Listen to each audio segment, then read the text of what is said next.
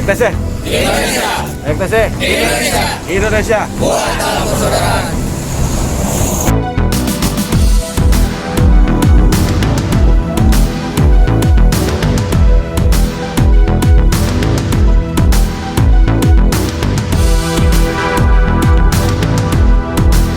Bahwa beberapa hari yang lalu kita menyampaikan surat ke PT Changsin Reksadaya dan ke pemerintah Desa Ciburial atas beberapa isu yang sedang berkembang.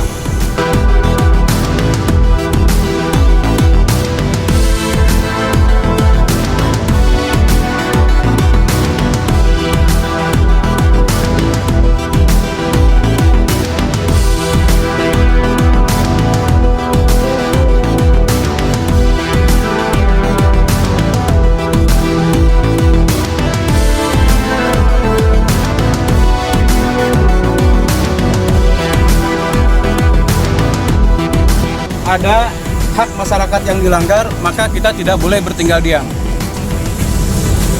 Al-Fatihah.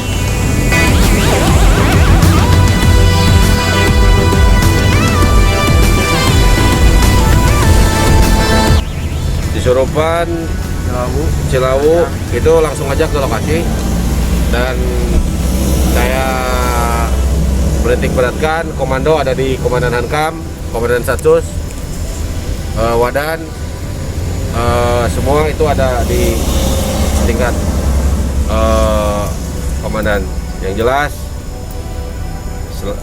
mundur dalam sebuah perjuangan itu adalah pengkhianatan. Ektese Indonesia. Ektese Indonesia. Indonesia. Kuat dalam persaudaraan.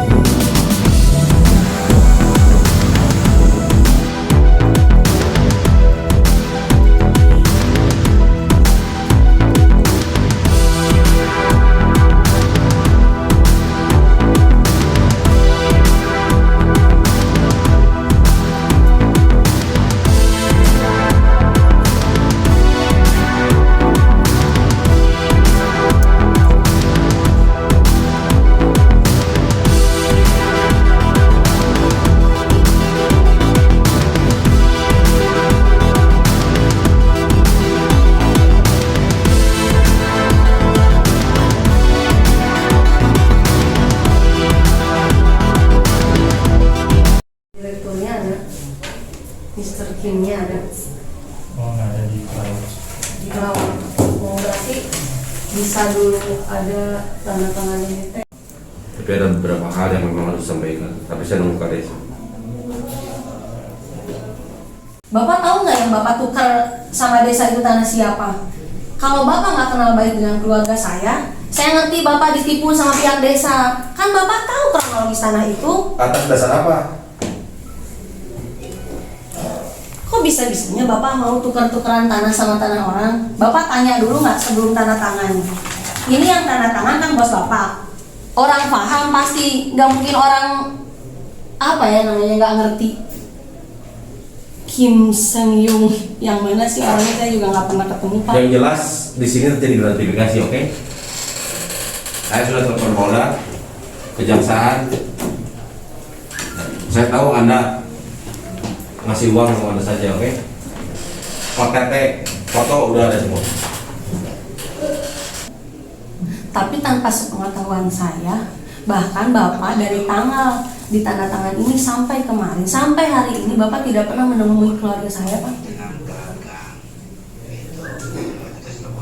Apakah mau bicara gimana nih tanah yang sama Bapak ditukar sama desa? Atau desa datang ke keluarga saya? Nggak ada. Ya gimana? Apa mau saya jemput paksa dengan anak-anak atau gimana? Dampingi polsek. Bisa, Pak. Saya telepon. Ya, bisa. Pihak Dunungan saja sama Kadis sama Sekdis tidak dapat.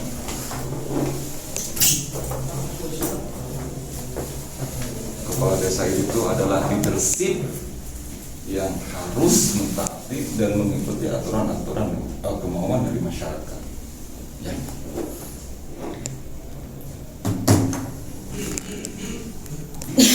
Nah, sebelum lebih jauh, kita ingin tanya dulu.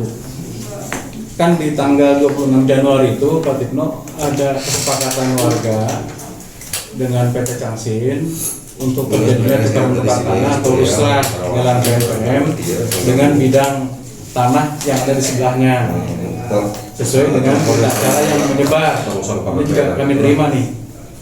Ini saya pengen tanya dulu. Ya. Menurut versi dari manajemen Changsin seperti apa sih melihat permasalahan ini? Saya pengen tahu dulu. Dari tahun 2016 itu salah satunya juga saya komunikasi dengan Pak Haji. Iya. Itu saya banyak bicara, ya Pak Haji kalau ini milik, ya kalau Pak Haji mau beli ya silakan. Itu. Nah akhir-akhir itu kalau nggak salah bulan Oktober Pak Haji mulai bergerak dalam hal itu. Ya saya sering komunikasi Pak Haji, ini buktinya mana, tolong ini cepat dikumpulin, nanti siba ke notaris. Itu saya berulang kali Pak itu bicara dengan Pak Haji, bahkan saya datang juga dengan di rumahnya. Itu mungkin Bu Uci juga ada, saya tanya, Bu ini tanah ini nantinya bagaimana, kalau ditukar atau bagaimana, itu nanti itu. Ya Changsin ini kan perlu kepastian Pak, dalam arti untuk mengurus izin itu kan harus jelas.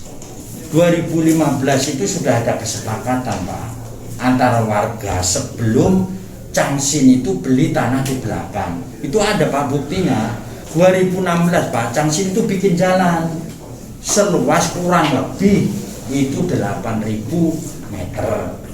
Itu sudah disiapin. Begitu Changsin mau ditutup tidak boleh, alasannya karena ya suatu hal lah itu. Oke, saya juga lapor ke Pak Haji, itu Pak Haji ini jalan kenapa nggak bisa ditutup.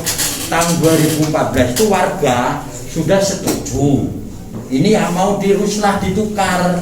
Karena apa, sebelumnya itu Pak sudah meeting sama desa sama juga pihak Pemda bahwa tanah itu nggak bisa dijual belikan. Karena apa? Karena itu ada unsur PNPN, ada uang negara yang melekat di situ. Tahu nih, keyakinan Bapak pribadi ya? Keyakinan Bapak pribadi, tidak usah melihat pendapat orang lain. Apakah itu kata BPN, apakah kata desa, atau kata kejaksaan dan lain sebagainya. Saya ingin tahu pendapat Bapak pribadi. Ini Pak, awal makanya saya tahun 2014 itu sudah kumpulin kan dari LPM desa dan juga dari panitia PNPN. Oke. Gitu loh. Iya. Di situ sudah ada kesepakatan awal, tetap tanah itu menjadi aset. Aset desa. Karena Atas dasar PNPN ada uang negara. itu ya uang negara, maksudnya uang negara yang mana? Oke, aset. Apakah ada akte luasan yang tertera dalam dokumennya?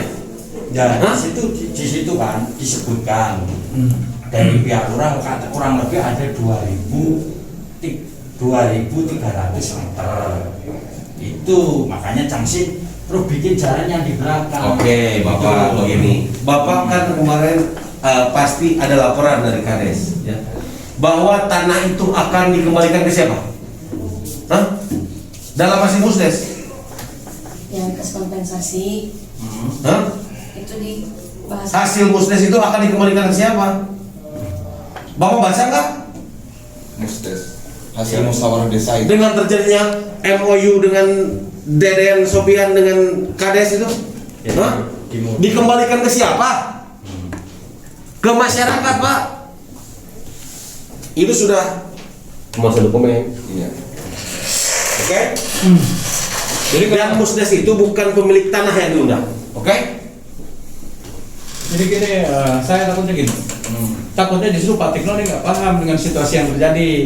Ini makanya kita coba bantu urai ini, Pak. Jangan-jangan justru pihak Changsin, manajemen Changsin ini bahkan ditipu nih, dibodohi oleh beberapa orang yang berkepentingan khusus yang tidak benar. Ini justru kita luruskan. Kita luruskan nih, Pak. Maka saya tanya dulu, Bapak kan sekarang mengambil tindakan untuk dan atas nama direksi PT Changsin Reksa Jaya. Maka saya ingin tanya, Bapak selaku kuasa yang hadir di sini sekarang, saya tanya keyakinan Bapak sendiri, tanah PNPM itu aset desa atau milik pribadi warga? Saya tanya itu aja. Iya, Bapak intinya Bapak atas nama PT Changsin itu setuju bahwa itu adalah untuk diruslahkan, untuk ditukar. Setuju. Setuju ya? Iya, dari awal 2014 sudah memang ada suratnya, Pak. Ada nggak itu? Coba. Ada. Saya tahu di surat yang itu tadi yang dimaksud Pak Ganggan, di surat itu sebetulnya adalah swadaya atau bantuan dari masyarakat. Tidak ada di sana Fakta integritas. akta hibah ya, yang terpisah, kemudian luasannya, detailnya seperti apa, itu tidak ada di dalam surat pernyataan itu. Waktu itu juga dari histori yang berkembang, kepentingannya adalah untuk menyerap program PNPM. Warga juga tidak tahu kalau itu ternyata sebetulnya menjadi aset desa. Karena sampai hari ini pun desa juga tidak bisa membuktikan apakah jalan PNPM ini aset desa atau bukan. Karena kalau itu aset desa, pasti tercatat juga di Pemda. Sampai dengan hari ini kami coba lakukan kemarin investigasi, tidak ada jalan ini merupakan aset desa. Kalau memang benar ini jalan aset desa, kenapa warga masih bayar pajak? Kan sampai dengan sekarang mereka masih bayar pajak atas bidang tanah yang dimaksud. Kalau itu aset desa, seharusnya sudah lepas dari kewajiban pajak. Nah, hal ini maksud saya, jangan sampai Bapak juga tidak paham kedalaman dari permasalahannya. Karena kalau misalnya Bapak memaksakan sekarang, maka kalau misalnya Bapak memaksakan, saya ingin kasih tahu saja, saya netral di sini. Saya ingin kasih tahu, kalau Bapak memaksakan ruslah dengan dasar bahwa ini merupakan aset desa, Bapak diancam dengan pasal 385, penyerobotan tanah. Yang akan disalahkan bukan cuma pihak desa, tapi manajemen Changsin yang menjadi dalang intelektual atau intelektual dadar dalam kasus ini. Ini yang saya ingatkan. Maka mohon berhati-hati Bapak mengambil sikap, mengambil sikap, mengambil statement, karena saya khawatir tadi dari jawaban-jawaban Bapak tidak yakin dengan apa yang diambil langkahnya sebenarnya. Ragu. Makanya kalau misalnya ragu-ragu, saya rasa Bapak jangan ceroboh ikut menyetujui terjadinya ruslah. Jangan ceroboh, karena Bapak bisa masuk di intelektual dalam intelektual yang memerintahkan kepala desa dengan sogokan, dengan gratifikasi berupa uang kompensasi. Itu akan kita laporkan nanti kepala desa. Ini ada kompensasi. Karena di berita acara kesepakatan atau MOU kerjasama antara Changsin dengan pemerintah Desa Ciburial beserta dengan seluruh lapisan masyarakat Desa Ciburial itu melanggar hukum. Kenapa? Karena desa melakukan proses itu dengan menerima sejumlah uang yang merupakan gratifikasi dari PT Changsin. Dua-duanya akan kena. Karena ada penyerobotan tanah. Ada mobil anyar kene kamarnya tuh. Ya, itu mungkin ya nggak apa-apa. Semua orang itu adalah hak pribadi masing-masing. Silakan saja. Tapi pastikan bahwa langkah yang kita tempuh itu benar sesuai dengan prosedur. Kalau tidak, saya justru khawatir Bapak ini terseret ke dalam hal yang Bapak sama sekali nggak paham. Saya tidak akan pernah keluar kalau Mr. Kim tidak. Siapapun yang ngusir saya, karena saya diatur undang-undang datang sini, oke? Masyarakat yang dibodohi, saya akan ada di tengah-tengah mereka. Bila mana masyarakat yang tidak mendapatkan keadilan, bila mana ada masyarakat yang tidak mendapatkan haknya, bila mana ada masyarakat yang termarginalkan, maka kami atas nama ini akan ada di tengah-tengah mereka. Dan saya akan melaporkan kepada APH. Ada dua hal, Pak. Yang pertama, saya telah mengingatkan tentang konversi dari IMB ke PBG, dan sampai dengan hari ini belum dipatuhi. Jadi PT Changsin melalui rekanan-rekanannya itu sudah melakukan perbuatan melawan hukum. Karena sudah kita ingatkan. Kan waktu itu melalui melalui Bapak kan sudah saya ingatkan Pak, kalau PBG-nya belum selesai, SLF dan SKKBG-nya belum ada, tolong jangan dipaksakan, stop dulu, biar kita konsultasi dengan bidang perizinan. Dewan Kehormatan di bahkan dari sidang menandatangani ini akan menjadi yang seksi, hal yang seksi ini Nah, gini, dan akhirnya kan menjadi sekarang, waktu itu saya ingatkan, ini yang perlu dicatat, bukan soal dampaknya, tapi Bapak ada etikat yang tidak baik dengan cara melakukan perbuatan melawan hukum. Yang pertama, yang kedua, seharusnya bapak-bapak itu hati-hati di dalam kaitan dengan hak masyarakat. Kan di sini ada hak masyarakat yang akan berpotensi untuk dilanggar, tapi bapak bersikukuh merasa benar karena ada dukungan dari masyarakat. Dukungan masyarakat yang lain ini tadi sudah disampaikan oleh Pak Ganjar, itu keliru Pak. Pihak-pihak yang diundang pada saat musyawarah itu ini saya kasih tahu ke bapak. Saya kasih tahu aja ke bapak. Siapa tahu bapak nggak tahu. Kalau bapak tahu justru lebih parah. Bahwa pihak-pihak yang diundang pada musyawarah desa penentuan status PNPM untuk di Rusla itu bukan pemilik yang sebenarnya. Jadi pertemuan itu adalah settingan untuk memuluskan tadi perilaku terstruktur, sistematik dan masif dalam rangka penyerobotan tanah milik orang lain. Justru ini lebih berbahaya. Ini lebih berbahaya. Nah, maka saya harap bapak-bapak tolong pikirkan, ambil tindakan yang bijaksana, karena jangan sampai ada dampak. Justru kalau misalnya seperti ini, malah tadi seperti yang disampaikan juga, Kang Haji, ini kalau misalnya dibawa ke DPRD, ini konflik ini akan meluas nih. Meluas. Tolong bicarakan lebih lanjut lagi, bicarakan ulang lagi yang benar dengan direksi. Jangan sampai terjadi nanti hal yang lebih parah dan lebih buruk. Ini saya bukan ngancam, bukan karena di depan bapak saya ngomong begini. Ini memang karena ya lihat aja. Kita harus mengingatkan Pak. Ini baru 10% yang saya datang sini ya masalah itu kan nanti kita buka-bukaan di dewan ya. Semua akan saya hadirkan.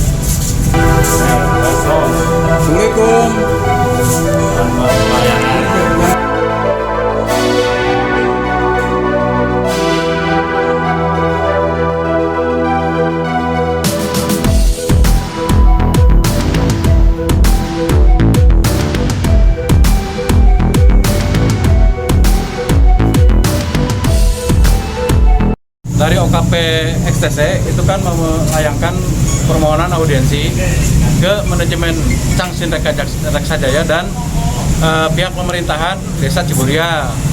Kaitan dua hal, satu tentang legalitas perizinan dari pembangunan tahap 3, yang kedua tentang dugaan adanya penyerobotan tanah milik warga di Desa Ciburia yang akan dijadikan areal pembangunan Cangsin tahap 3. Nah, terhadap dua hal ini kita sudah layangkan surat, kemudian pemberitahuan ke pihak-pihak yang terkait. Tadi ternyata tanpa pemberitahuan sebelumnya, itu mereka membatalkan acara hari ini, audiensi hari ini, dan kemudian menjadwalkan orang untuk diterima di DPRD hari Jumat. Nah, karena adanya kelalaian tersebut, kawan-kawan dari XTC ini tetap mendatangi PT Cangsin dan ke desa. Nah, sekarang kita lihat di Cangsin barusan kita ketemu dengan manajemen dan sudah disampaikan apa yang menjadi keberatan dan isu-isu yang disampaikan oleh kawan-kawan XTC ini sudah disampaikan ke pihak dari manajemen. Sekarang kita mendatangi kantor Desa Ciburia untuk bertemu dengan kepala desa langsung, karena kepala desa ini salah satu yang kita undang. Tadi dia sudah dihubungi oleh beberapa pihak tapi tidak datang. Nah, ini coba kita datang ke kantornya, ternyata jam 1 lebih ini masih terpampang istirahat. Ini kan jam pelayanan. Jam segini itu masih jam pelayanan, ini sudah jam 1 lebih. Kalau jam 12 sampai dengan jam 1 kita paham bahwa kantor memang libur. Lagi untuk istirahat. Nah, ini kan udah jam 1 lebih. Ini masih istirahat. Nah, kita akan tunggu sampai kepala desanya datang karena dia harus hadir di sini untuk memberikan pelayanan kepada masyarakat. Ini kami kan ini bagian dari masyarakat Desa Ciburial. Apalagi yang memiliki tanah di wilayahnya Changsin, itu juga kan warga Ciburial. Maka harus mendapatkan pelayanan yang prima. Kita menduga adanya kejahatan yang terstruktur, masif dan sistematis untuk menyerobot tanah milik warga di Desa Ciburial.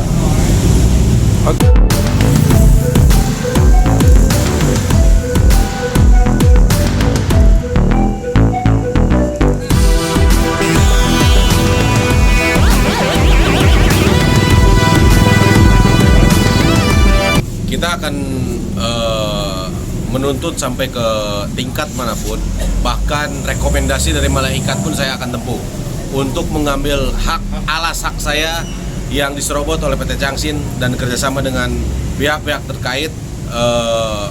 Ada yang terlibat APH, Kades, apalagi semua anggota DPRD. Saya akan terus menuntut kepada pemerintah Kabupaten Garut supaya memfasilitasi kami dengan bijak dan objektif lah. Saya tahu, tapi nanti kita buka di Badan Kehormatan hari Jumat. Kita akan audiensi bersama Dewan Kehormatan. Nanti kita akan buka. Mungkin kalau inisial saya tahu dari D lah. Tapi nanti kita akan buka semuanya di sebagai satpam masyarakat di Dewan Kehormatan dan Dewan Pimpinan Rakyat Kabupaten Garut.